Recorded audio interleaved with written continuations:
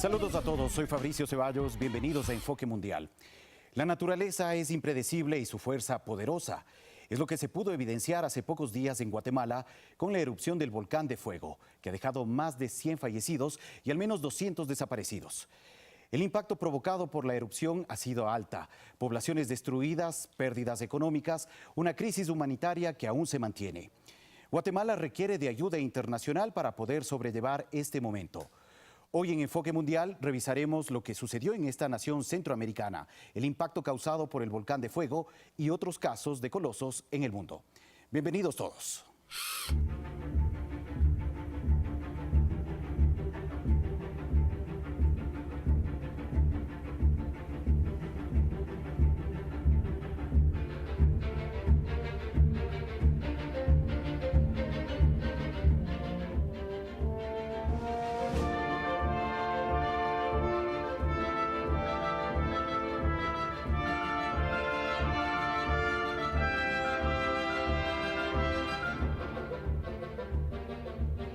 La sorpresiva y repentina erupción del volcán de fuego el pasado domingo 3 de junio generó caos al sur de Guatemala.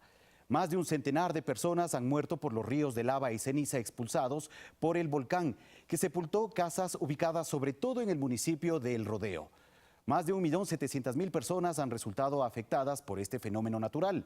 Se estima que 3.200 han tenido que ser evacuadas.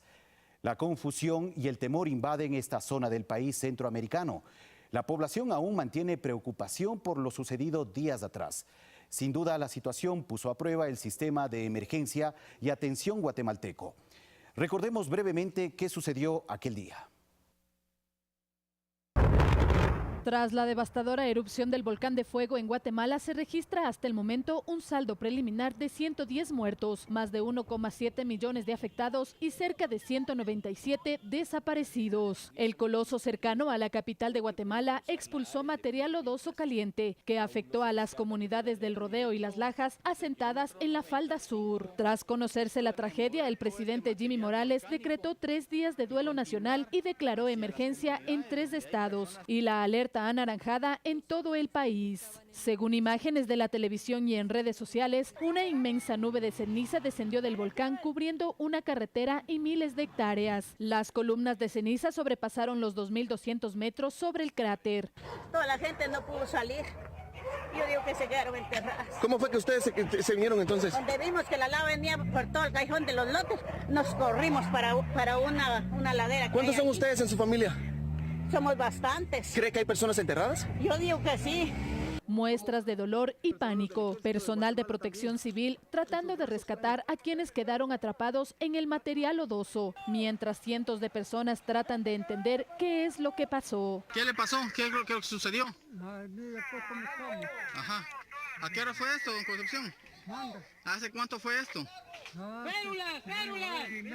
Ardua fue la tarea para ayudar a los afectados, que no importó el cansancio. Se utilizaron tablas para hacer caminos y para trasladar a los heridos. Un rescate que también incluyó a las mascotas. Y horas después de la tragedia, a los más pequeños de la casa. Familias enteras quedaron enterradas. Rostros de desesperación y tristeza que nos muestran que a pesar de la tragedia, hay esperanza. Ay, tan chula mi niña, por Dios.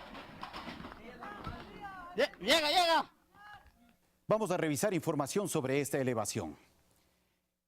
El fuego es un estratovolcán, es decir, tiene forma cónica y de gran altura, que está situado en la Sierra Madre de Chiapas, en el arco volcánico centroamericano, entre los departamentos de Zacatepeques, Escuintla y Chimaltenango, en el centro sur de Guatemala. Este es uno de los volcanes más impresionantes de Centroamérica. A lo largo de su historia ha registrado erupciones violentas y se cree que es el más activo desde la época de la conquista, a tal punto que el gran conquistador de América Central, Pedro de Alvarado, pudo verlo en erupción en el año de 1524. Su nombre indígena es Chigaj, que se traduciría al español como «Donde está el fuego». El volcán tiene una altura de 3.763 metros sobre el nivel del mar. Prácticamente se encuentra descubierto de vegetación más arriba de los 1.300 metros. Como habíamos mencionado, tiene la forma de un cono que se alarga considerablemente hacia el sur, formando el pie de monte hacia la costa sur. Debajo de él se constituye un valle con múltiples características geológicas. Forma una triada de colosos con los volcanes de Agua y Acatenango, próximos a su base. De hecho, comparte el mismo bloque volcánico con el volcán Acatenango, y originalmente ambos eran conocidos por los colonos españoles como los volcanes de fuego. El gobierno de Guatemala declaró alerta roja a las poblaciones de Escuintla, Alotenango, Zacatepeques, Yecopaca y Chimaltenango, que se encuentran muy cerca al volcán. En la capital, Tegucigalpa, ubicada a 40 kilómetros del volcán, cayó también ceniza, lo que causó inconvenientes y el cierre del aeropuerto y la suspensión de actividades educativas. Esta es la segunda erupción que se registra este año. En la ocurrida el pasado 1 de febrero, el volcán tuvo 20 horas de actividad, tiempo en el que expulsó flujos de lava y causó actividad sísmica y explosiones. Es importante tener en cuenta que el volcán de fuego ha erupcionado más de 60 veces desde 1524. Incluso luego del 3 de junio se han reportado nuevas explosiones, lo que ha obligado a las autoridades de Guatemala a ampliar el radio de comunidades evacuadas por temor a los flujos piroclásticos, entre ellas las comunidades de La Reina, El Rodeo, Cañaveral 1 y 4, Unapu y Magnolia. Estos últimos flujos han producido una cortina de ceniza que alcanzó los 10.000 metros de altura. Vamos a una pausa, regresamos en breve con más de Enfoque Mundial. Sigan con nosotros.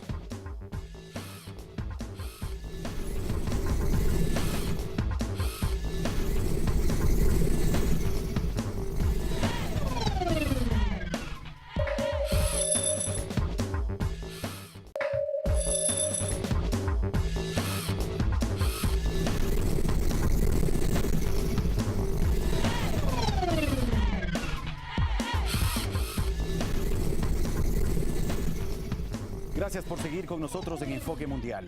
Un volcán activo es aquel que está en erupción o es susceptible de entrar en esta etapa de actividad en cualquier momento. De este modo, en el mundo existen ciertos volcanes que pueden considerarse activos y que sus constantes emanaciones piroclásticas los lleva a estar en esta categoría. Se estima que existen actualmente cerca de 2.000 volcanes activos en todo el planeta Tierra, y entre los principales están el Kilauea, ubicado en Hawái, se lo considera como uno de los volcanes con mayores índices de actividad eruptiva a nivel mundial. Este es un volcán que se estima emergió del fondo marino hace aproximadamente 100.000 años. Su último periodo eruptivo duró más de 25 años, desde 1983 hasta el año 2011. El Pitón de la Fornaz. Este volcán se encuentra en el Océano Índico, en la isla de La Reunión. Se ha convertido en una de las mayores atracciones turísticas de la isla por su permanente actividad. Su última erupción fue en el 2014 y por la fuerza de la misma, los ríos de lava llegaron hasta las costas marinas. El Etna es otro de los colosos que genera mucha expectativa a nivel mundial. Ubicado en las costas de Sicilia, en Italia, tiene una altura de 3.329 metros sobre el nivel del mar y es el volcán activo más alto de toda Europa. Su actividad es fuente de estudios para las ciencias geológicas y no es considerado peligroso. De hecho, existen poblaciones asentadas muy cerca a este volcán y más bien las emisiones han producido que los terrenos aledaños se caractericen por una fructífera productividad agrícola. El Sakurajima está ubicado en Japón y desde 1955 ha registrado constantes emanaciones y erupciones. Sin embargo, la última gran erupción se registró en el año 2009, donde los fragmentos incandescentes que emanó lograron y llegaron hasta 2 kilómetros de distancia. En algún momento fue una isla, pero con la solidificación de sus emisiones se ha unido ya con tierra continental. El Fimbuldals es un volcán subterráneo ubicado en Islandia. Su última gran erupción se registró en el año 2010 y produjo que se abra una grieta de casi 1 kilómetro de longitud en la superficie terrestre. El cinturón volcánico de los Andes, aquí se encuentran volcanes activos ubicados en la cordillera de los Andes, que cruza varios países de Sudamérica como Colombia, Ecuador, Perú, Bolivia, Chile y hasta Argentina. Este cinturón, a su vez, forma parte del Gran Cinturón de Fuego del Pacífico y entre los volcanes activos más importantes se encuentran el Leaima, en la región de la Araucanía, en el sur de Chile. Otro volcán chileno que se encuentra entre los más activos de Sudamérica es el Villarrica, que se destaca por su forma cónica, que es de las más simétricas a la vista. ¿Pero alguna vez se ha puesto a pensar qué es lo que hace que un volcán erupcione? Pues la explicación se encuentra a varios kilómetros bajo tierra, donde por años se acumulan gases y roca fundida que se conoce como magma, cuya temperatura oscila entre los 700 y 1500 grados centígrados de temperatura. Al concentrarse, busca salir por los canales naturales que tiene la tierra hacia la superficie, la chimenea del volcán, que conecta la cámara magmática con el cráter. Una vez que sale a la superficie, el magma se convierte en lava, ceniza volcánica y gases, que son expulsados a temperaturas muy elevadas. Cuando se producen fuertes explosiones, algunos volcanes colapsan parte de su cúpula y sus cráteres suelen expandirse y formar grandes depresiones. La lava que es expulsada se solidifica y va creando nuevas capas sobre la tierra, que hacen que la geografía vaya cambiando. A propósito del tema, Ecuador ha trabajado en la prevención y enseñanza de planes de evacuación en comunidades asentadas a pocos kilómetros de los volcanes para evitar tragedias. Sin embargo, los especialistas aseguran que existen erupciones que dan pocos avisos.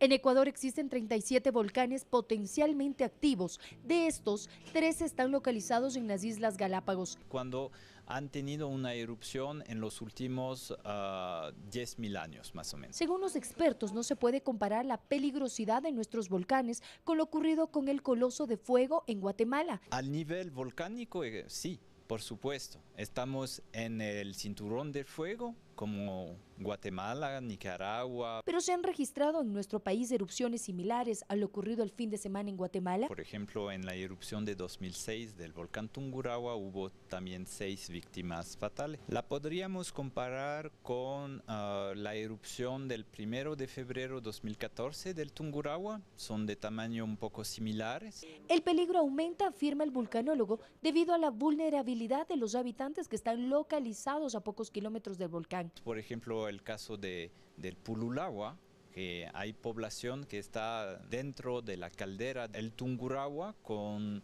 una pequeña ciudad ubicada a solo 8 kilómetros del volcán. Este gobierno ha invertido cerca de $3 millones en la prevención, en planes de contingencia, evacuación y campañas de concienciación. De ubicar la señalética, por ejemplo, de cuáles son las rutas de evacuación, las zonas de encuentro. En Guatemala, las personas se expusieron a un peligro inminente al quedarse a pocos pasos del material expulsado por el volcán de fuego. Lo que no puede pasar entonces es que nos quedemos haciendo fotografías, ¿no es cierto? Un ejemplo de prevención y trabajo con los habitantes es el caso del volcán Tungurahua. Han aprendido a vivir con el riesgo, pero eso ha hecho que las poblaciones aledañas al volcán sepan exactamente qué es lo que tienen que hacer. Lo fundamental, recalca, es contar con una mochila de emergencia. Es momento de hacer una pausa en Enfoque Mundial. Regresamos en breve con una entrevista a un vulcanólogo para analizar este tema. Sigan con nosotros.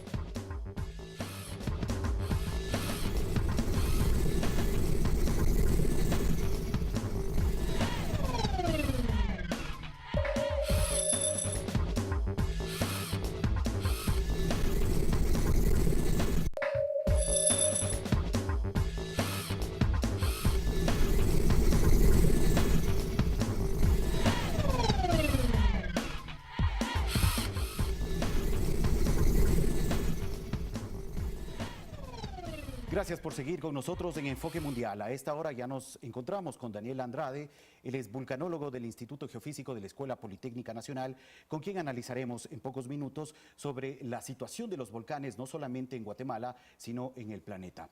Pero es importante tener en cuenta que ya mencionamos que Ecuador es parte del cinturón de fuego del Pacífico y a su vez del cinturón volcánico de los Andes.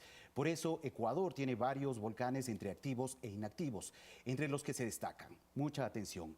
El Chimborazo de 6.268 metros, el Cotopaxi de 5.897 metros, el Cayambe con 5.790 metros, el Tungurahua de 5.023 metros, el Reventador con 3.562 metros y el Pichincha de 4.784 metros.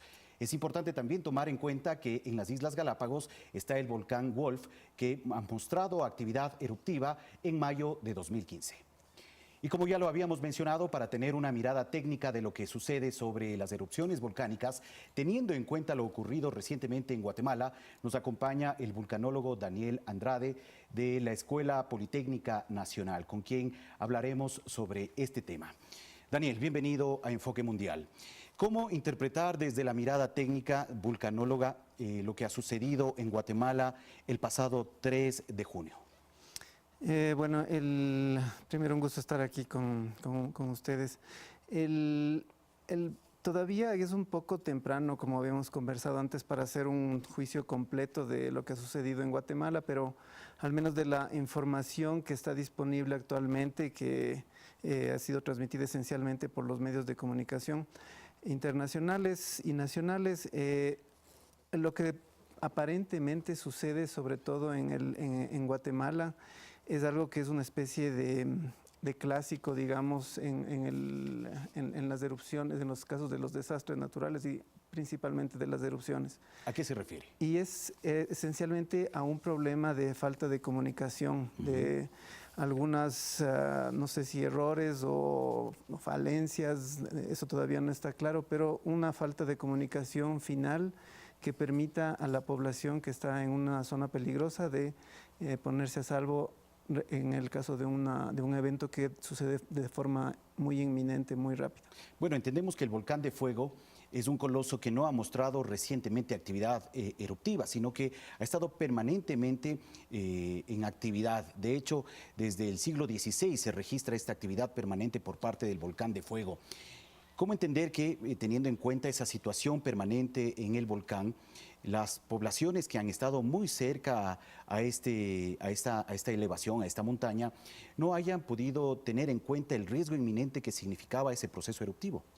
Sí, eso es un poco lo paradójico. El volcán de fuego efectivamente es un volcán que ha estado casi siempre en erupción. Sí, es un volcán que siempre ha dado muestras de actividad, ha tenido erupciones pequeñas, moderadas y grandes, parecidas a la que ocurrió este fin de semana, por ejemplo, en el año de 1974. Ya ocurrió algo parecido. Obviamente en esa época las poblaciones eran menores, tal vez no existían, eso tendríamos que investigar o conocer un poco más, pero no es algo completamente nuevo, ¿sí?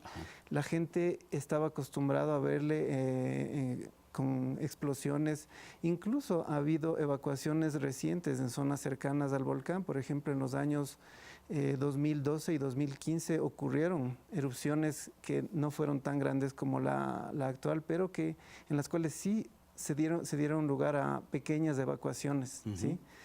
A pesar de eso, este fin de semana ahí ocurre esto, que el volcán entra en un periodo de actividad fuerte, que la gente no es algo nuevo, pero no les llega esa sugerencia o esa orden de evacuación y ellos tampoco por sus propios medios son capaces de decidir, no todos, algunos sí lo hicieron, pero los que no fueron capaces de decidir, de tomar esa decisión de evacuar, no lo hicieron y ahí está el desastre. O sea, finalmente la población no consideró el eventual riesgo que significaba el proceso eruptivo del volcán como tal. Sí, eso es lo que todavía vamos a entender, yo creo que con el tiempo, pero creo que sí estaban conscientes y sí comprendían, pero les hacía falta alguien que les empuje un poco más y les diga en ese momento, por favor salgan, alguien que les saque de esa duda que seguramente tenían. Parece que ese día estaba bastante nublado el volcán, no se le veía bien, pero seguramente escuchaban y tenían indicios de que algo fuera de lo normal estaba ocurriendo. Por eso algunos salen, pero también hay otros que deciden quedarse y seguramente ellos, si es que alguien les decía, oigan, es mejor salir de la zona, tal vez hubieran tomado esa decisión, tal vez. Eso todavía es un poco temprano para saber precisamente, pero creo que por ahí va un poco la cosa. ¿Cuán importante es el trabajo de monitoreo que deben cumplir los expertos, vulcanólogos, quienes conocen el comportamiento de los volcanes, de las montañas y demás, analizando este tema de Guatemala? Sí, bueno, el rol de los vulcanólogos siempre en estos casos es proveer información sobre el volcán y sobre lo que está sucediendo en el volcán a corto plazo, ¿sí? En el caso de lo que se llama el monitoreo de la actividad volcánica. Esta información le tiene que servir a muchos usuarios, sí, a autoridades, a poblaciones, a las empresas privadas, etcétera. Todos ellos les tiene que servir para ellos tomar una decisión, ¿sí? En función de su situación, del conocimiento real que tienen de su situación. Entonces, en el caso de Guatemala hay un equipo de monitoreo. De lo que nosotros tenemos conocimiento, es un equipo, el volcán sí está monitoreado de manera no tan extensiva o tan amplia como, por ejemplo, volcanes como aquí en el Ecuador, el Tungurahua, el Cotopaxi, pero sí tenía un nivel de monitoreo y los volcanólogos sí emitieron unas informaciones, unos informes en la mañana del día domingo, antes de que todo ocurra. De ese domingo 3 de junio. Sí, reconociendo que el volcán parece que está entrando en un nivel de actividad un poco fuera de lo normal y sugiriendo a las personas que tienen que tomar la decisión. ¿Se puede predecir que va a explotar, que va a erupcionar un volcán? No están prediciendo, pero están diciendo, estamos observando algo anormal. Y justamente como no podemos predecir, entonces nuestra sugerencia es de que por precaución se den esas órdenes de evacuación. Entonces, las autoridades que tienen que tomar las decisiones a partir de esa información y que tienen que dar y que son responsables de dar las órdenes de evacuación, parece sí, en el caso de Guatemala, que ellos por algún motivo no dieron esa orden.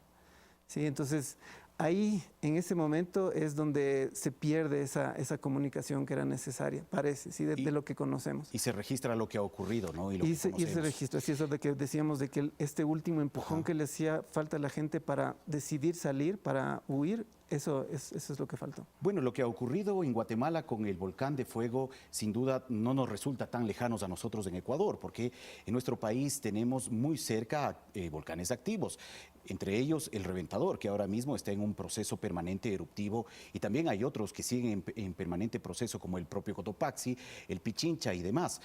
¿Cómo está trabajando el organismo rector en el tema del monitoreo de volcanes, en este caso el Instituto Geofísico, para poder alertar adecuadamente y con tiempo a la población sobre estas amenazas con las que nosotros convivimos? Sí.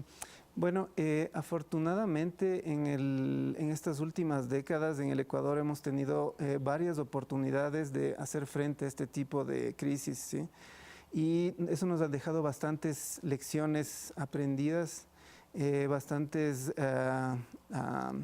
buenas experiencias, también malas, eso siempre hay que evaluarlo y hay que reconocerlo. Y bueno, nuestro trabajo ha ido mejorando mucho, justamente con el motivo de estas crisis volcánicas, sobre todo el Huehuo Pichincha, sí, porque afectaba a una ciudad muy grande como la ciudad de Quito.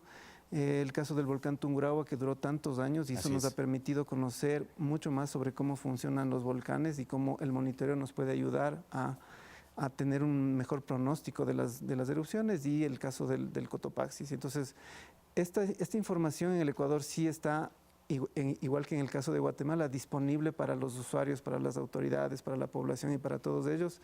Y también ahora, eso faltaba hace algunos años, pero ahora sí existe en el Ecuador un ente que es responsable, y ni siquiera es un solo ente, es un sistema descentralizado, que es el Sistema de Gestión de Riesgos del Ecuador, está descentralizado, y eso es algo bastante bueno porque cada uno tiene una responsabilidad de tener sus planes, sobrecae en este caso sobre todo en los municipios, y como órgano rector de esto está la Secretaría de Gestión de Riesgos, que también están en comunicación permanente con nosotros. Y ahí es importante tener en cuenta que cada una de estas instituciones y de gobiernos locales tienen la responsabilidad de poder llevar a cabo programas de información, de capacitación a la población, y también la población que se puede empoderar de esos procesos para saber responder frente a estas amenazas. Sí, exacto, eso es algo que se ha desarrollado bastante últimamente. Obviamente también nos queda bastante camino por recorrer en ejemplos y en casos muy específicos, como por ejemplo el Cotopaxi, que se entiende el nivel de amenaza del volcán es tan grande que organizar algo para responder a algo tan grande obviamente toma mucho tiempo y mucha inversión, pero sí se está avanzando, sí, no es algo que está completamente olvidado.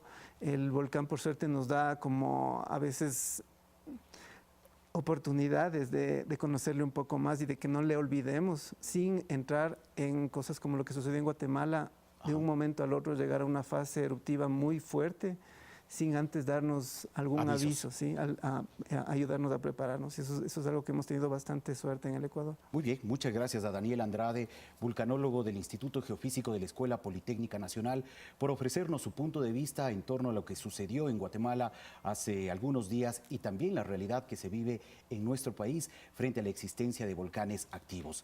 Y si bien la naturaleza nos puede sorprender en cualquier momento, no solo con erupciones volcánicas, sino con terremotos, inundaciones, deslaves y en fin, de distintas formas, es importante que la población tenga en cuenta que el estar preparado para enfrentar esos fenómenos resulta fundamental. Podría marcar en realidad la diferencia entre la vida o la muerte. Según Naciones Unidas, las pérdidas económicas provocadas por desastres pasaron de 75.500 millones de dólares en 1960 a 659.900 millones en los años 90 y a más de $1 billón en los últimos años. Los cerca de 4.000 desastres registrados solo entre el periodo 2000 a 2009 han provocado la muerte de más de 780.000 personas y afectado a otros 2 millones más. Por cada dólar invertido en prevención de desastres, se puede suponer un ahorro de $7 en pérdidas económicas atribuibles a los desastres. Gracias a todos por acompañarnos. Regresaremos en una semana con un nuevo tema de actualidad. Hasta pronto.